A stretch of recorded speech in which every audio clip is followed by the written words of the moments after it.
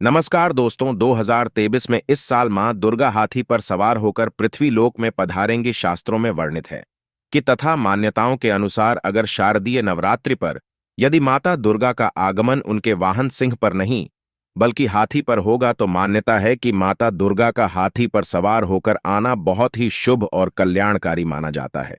जीवन सुखमय हो जाता है। भक्ति का भरपूर लाभ भक्त जनों को मिलता है। दोस्तों, इस बार नवरात्रि पूरे 9 दिनों तक मनाई जाएगी। न एक भी दिन कम न ज्यादा, पूरे 9 दिनों तक मनाई जाएगी। मां शेरोवाली की विशेष से पूजा आराधना की जाएगी। शारदीय नवरात्रि का महापर्व इस बार 2023 में 15 अक्टूबर दिन रविवार से शुरू होकर 23 अक्टूबर सोमवार के दिन समाप्त होंगे। ऐसे में शारदीय नवरात्रि पर माता दुर्गा की कृपा पाने के लिए कलश स्थापना का शुभ मुहूर्त है। 15 अक्टूबर को दिन में 11:44 से दोपहर 12:23 तक कलश स्थापना का शुभ मुहूर्त रहेगा। तो दोस्तों, गुरु जी से सुनते हैं कि वो क्या कहते हैं इसके बारे में। तो आइए जानते हैं दोस्तों, नवरात्रि में क्या नहीं खाना चाहिए और कौन सा फल खाना आवश्यक है और क्या नहीं पीना चाहिए, आज हम विस्तार से आपको बताएंगे। दोस्तों, शास्त्रों के अनुसार बताए गए व्रत के चाहे किसी भी प्रकार की क्यों ना हो, उनसे जुड़े पालन का नियम करना अति आवश्यक माना जाता है, क्योंकि जो मन के मुताबिक किया जाए वो संघर्ष नहीं कहलाता। कहा जाता है कि मनोकामना को पूर्ण करने के लिए थोड़ा सा संघर्ष यानी कि तपस्या तो करनी ही पड़ती है। इसीलिए ऐसी मान्यता है कि व्रत को पूर्ण विधि विधान से किया जाना चाहिए, तब आपको व्रत का पूर्ण लाभ फल मिलता है, आपकी सभी मनोकामना पूर्ण हो जाती है। इसीलिए हर शास्त्र यही कहता है कि सच्चे दिल से अगर आपके मन में ईश्वर के प्रति श्रद्धा हो तो बिन पूजा पाठ के ही सारा फल मिल जाता है, और अगर मन में इस भर के प्रति शंका हो तो उसे मनुष्य को कई जन्मों तक सुख नहीं मिलता।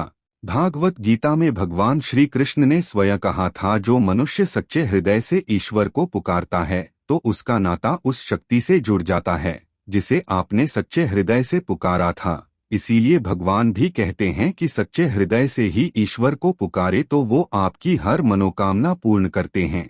कई लोग ऐसे हैं जो भगवान के सामने घंटों पूजा पाठ करते हैं तथा रोते हैं, फिर भी भगवान उनकी कभी नहीं सुनता।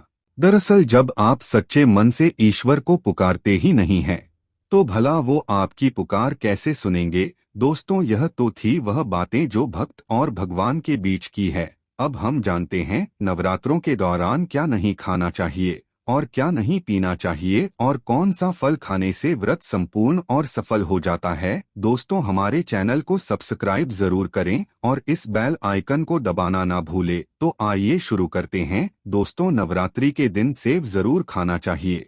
शास्त्रों में बताया जाता है कि भगवान के भोग में सेव आदि जरूर अर्पित किया जाता है। अगर आपका व्रत है तो आपको सेब जरूर खाना चाहिए। केला, पपीता, तरबूज और मीठे अंगूर जरूर खाना चाहिए। इन फलों से व्रतधारी को शक्ति मिलती है और व्रत संपूर्ण हो जाता है। शास्त्रों में बताया जाता है कि नवरात्रों के दिनों में सीताफल जरूर खाना चाहिए। सीताफल खाने से 10 ऐसी बीमारियां हैं जो खत्म हो जाती है। माना जाता है कि नवरात्रों के दिनों में सीताफल का घर में प्रवेश होना बड़ा ही शुभ माना गया है। सीताफल खाने से नवरात्रि का व्रत सफल हो जाता है, क्योंकि इसमें माता सीता का आशीर्वाद मिला हुआ होता है। नवरात्रि के दौरान इसे जो भी खाता है उसे दुखों का सामना नहीं करना पड़ता। सीताफल आपको जरूर खाना चाहिए दोस्तों। और नवरात्रों में व्रत भारी को डब्बा बंद लस्सी, डिब्बा बंद जूस नहीं पीना चाहिए। उसमें कई केमिकल मिले होते हैं जिसके कारण आपका व्रत टूट सकता है। जब भी आप फलों का जूस पिए तो याद रखें उसमें नमक ना डालें, नहीं तो व्रत टूट जाएगा। साथ ही साथ जूस में बर्फ भी नहीं डालना चाहिए। फलों का सदा जूस पीने से व्रत सफल होता है। दोस्तों, नवरात्रि के दौरान सिंघाड़े का आटा या कुट्टू का आटा खाने से पहले यह देख ले कि आटा पुराना नहीं होना चाहिए, क्योंकि पुराने आटे में कीड़े वगैरह पड़ जाती है जिसके कारण आपका व्रत टूट सकता है, क्योंकि यह छोटे छोटे कीड़े हमें दिखाई नहीं देते और आपके मुंह तक पहुंच जाते हैं। ऐसा आटा खाना मतलब कीड़े मकोड़ों का मांस खाने के बराबर माना गया है। दोस्तों, नवरात्रि के दौरान आप शाम के समय खाने में दही ले सकते हैं, आलू वगैरह खा सकते हैं, साबूदाने की टिकिया बनाकर खा सकती हैं, साबूदाने के और आलू के पापड़ भी खा सकते हैं। कई सब्जियां तो ऐसी हैं जो नवरात्रि के दौरान भोजन में शामिल कर सकते हैं। इससे आपको एनर्जी मिलेगी और व्रत सफल हो जाएगा। नवरात्रि के दौरान आप दूध पी सकते हैं, जो आपको ताकत देगा। चाय वगैरह भी पी सकते हैं, लेकिन याद रहे उसमें नमक ना डालें। एक बात का ध्यान रहे, व्रतधारी को पेट भर खाना यानी गले तक भोजन नहीं करना चाहिए, नहीं तो व्रत रखने का कोई भी फायदा नहीं होगा। थोड़ा थोड़ा खा सकती है। दोस्तों, नवरात्रि के 9 दिन आदि शक्ति माँ दुर्गा को समर्पित होते हैं। नवरात्रि के 9 दिन माता रानी के 9 अलग अलग स्वरूपों का पूजन किया जाता है। नवरात्रि के 9 दिनों में माता रानी को अलग अलग स्वरूप के हिसाब से अलग अलग पुष्प, अलग अलग भोग अर्पित किए जाते हैं।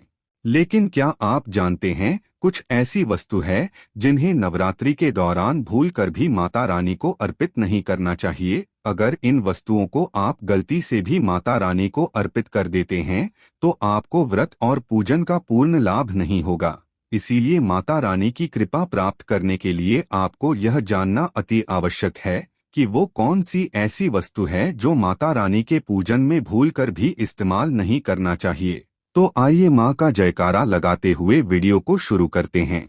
दोस्तों, नंबर 1, नवरात्रि के दौरान शादीशुदा महिलाओं को सफेद कपड़े पहनकर पूजा पाठ नहीं करना चाहिए। साथ ही साथ काले कपड़े भी नहीं पहनना चाहिए, इससे पूजा व्रत आदि खंडित हो जाती है। माता की चौकी जब आप लगाएं तो उसके नीचे कागज नहीं लगाना चाहिए। माता की चौकी हमेशा लाल कपड़ा बिछाकर ही बनना चाहिए। हमेशा याद रहे, नवरात्रों की इन 9 दिनों तक व्रतधारी को अपना आसन माँ की चौकी के आगे ही लगाना चाहिए और वहीं पर आपको सोना चाहिए। मंदिर को नवरात्रों के दौरान अकेला नहीं छोड़ा जाता। अकेला छोड़ना बहुत ही अशुभ माना जाता है। इससे दुर्गा माता नाराज हो जाती है और हमेशा के लिए चली जाती है। दोस्तों, नंबर 2, नारियल। हिंदू धर्म में नारियल को समर्थित धन, श्रद्धा और सम्मान का सूचक माना जाता है। नारियल को श्रीफल भी कहा जाता है। नारियल को सुख समृद्धि में वृद्धि करने वाला माना जाता है। नारियल का हर मांगलिक कार्य में विशेष महत्व होता है। जैसे कि आप सभी जानते हैं कि माता रानी के कई मंदिरों में नारियल से बलि भी दी जाती है और माता रानी के पूजन में नारियल का इस्तेमाल हम सभी करते हैं। खासकर कलश की स्थापना नारियल रखकर ही की जाती है। माता रानी के पूजन में हम नारियल इस्तेमाल करते समय कुछ गलतियां कर बैठते हैं। दोस्तों, नारियल कई प्रकार के होते हैं। एक हरा, दूसरा सूखा जिसके अंदर पानी होता है। जिस नारियल के अंदर पानी होता है, माता रानी के पूजन में सदैव पानी वाला और जटा वाला नारियल ही इस्तेमाल करें। नारियल का पूर्ण होना चाहिए। नारियल चटका हुआ या टूटा हुआ नहीं होना चाहिए, क्योंकि साबुत नारियल ही पूर्ण और पवित्रता का प्रतीक होता है। साबुत नारियल ही सुख समृद्धि का प्रतीक होता है। साबुत नारियल को ही श्रीफल यानी कि माँ लक्ष्मी का फल कहा जाता है। नवरात्रि में माता रानी के कलश की स्थापना करते समय जटा वाला यानी पानी वाला नारियल ही कलश पर स्थापित करना चाहिए। साथ ही यह ध्यान रखना चाहिए कि नारियल को सदैव कलश के ऊपर लेटाकर रखना चाहिए। घट स्थापना करते समय कभी भी नारियल को खड़ा करके नहीं रखा जाता। नारियल को सदैव लेटाकर कलश के ऊपर रखा जाता है। साथ ही नारियल को स्थापित करने से पहले आप नारियल को लाल कपड़े में लपेटकर उस पर और फिर लाल चुनरी उड़ाकर और फिर नारियल को कलश के ऊपर स्थापित करें। शास्त्रों के अनुसार कलश के ऊपर जब सही तरीके से नारियल रखा जाता है और सही प्रकार का नारियल रखा जाता है, तभी ही और पूजन का पूर्ण फल प्राप्त होता है। यह भी ध्यान रहे कि महिलाएं माता रानी को नारियल अर्पित तो कर सकती है, लेकिन कभी भी माता रानी के सामने नारियल को भूलकर भी ना तोड़े, क्योंकि नारियल का बीज रूप होता है और स्त्रियां बीज रूप से ही शिशु को जन्म देती है। इसीलिए कभी भी महिलाओं को नारियल नहीं तोड़ना चाहिए। दोस्तों, नंबर 3, लौंग। हम सभी माता रानी की पूजन में इस्तेमाल करते हैं, लेकिन लौंग का इस्तेमाल करते समय एक बहुत बड़ी गलती कर बैठते हैं। हमेशा ध्यान रखना चाहिए कि माता रानी को सदैव फूल वाली लौंग ही अर्पित करना चाहिए। जिस लौंग के ऊपर फूल नहीं होता या फिर जिस लौंग के पीछे लकड़ी की डंडी नहीं होती, उसको आप माता रानी के पूजन में भूलकर भी इस्तेमाल न करें। फूल वाले लौंगों को ही पूर्ण माना जाता है और माता रानी के पूजन में कोई भी अपूर्ण वस्तु, कोई भी खराब वस्तु या टूटे हुए अक्षत इस्तेमाल नहीं करना चाहिए। इसीलिए सदैव माता रानी के पूजन में फूल वाली लौंग का ही इस्तेमाल करें। दोस्तों, नंबर 4, तुलसी के पत्ते अर्पित नहीं करने चाहिए। माँ दुर्गा के पूजन में तुलसी पत्र का इस्तेमाल करना वर्जित माना जाता है। तुलसी पत्र के अलावा आंवला भी माता रानी को अर्पित नहीं करना चाहिए और दूर्वा भी माता रानी को अर्पित नहीं करना चाहिए। दूर्वा श्री गणेश को अति प्रिय है। नवरात्रि में आप भगवान गणेश को दूर्वा अर्पित कर सकते हैं। भगवान विष्णु जी को तुलसी के पत्ते अवश्य अर्पित कर सकते हैं, लेकिन माता रानी को भूलकर भी तुलसी के पत्ते या दूर्वा अर्पित ना करें। माता रानी को सफेद फूल भी अर्पित ना करें। माता रानी को सदैव लाल रंग के फूल अर्पित करने चाहिए। लाल रंग के फूल माता रानी को अति प्रिय है। खासकर माता को गुड़हल और कमल के फूल अति प्रिय है। शास्त्रों में बताया जाता है कि घर में माता रानी की 2 या 3 मूर्तियां या फोटो नहीं होनी चाहिए। इस बात का भी आप विशेष ध्यान रखें कि माता रानी के पूजन में कोई भी खंडित चीज इस्तेमाल न करें। खंडित चीज जैसे कि लटका हुआ या टूटा हुआ दीपक या फिर अटका हुआ कोई बर्तन। साथ ही यह भी ध्यान रहे कि लोहे के और प्लास्टिक के बर्तन आप माता रानी के पूजन में इस्तेमाल न करें, क्योंकि प्लास्टिक के चाइनीज बर्तन हड्डियों के पाउडर से मिलकर बनते हैं। ऐसा ना करें। ऐसे बर्तनों को माता रानी की पूजन से सदैव दूर रखें। माता रानी को जो पुष्प चढ़ा रहे हो उन्हें सूंघे नहीं। सूंघे हुए फूल या गिरे हुए फूल या फिर मुरझाए हुए फूल माता को अर्पित ना करें। तो मित्रों, यह थी आज की हमारी जानकारी। यदि आपको आज की हमारी जानकारी अच्छी लगी हो तो कृपया इस वीडियो को लाइक एवं चैनल को सब्सक्राइब जरूर करें। धन्यवाद। जय श्री कृष्णा। ओम नमः शिवाय। राधे राधे।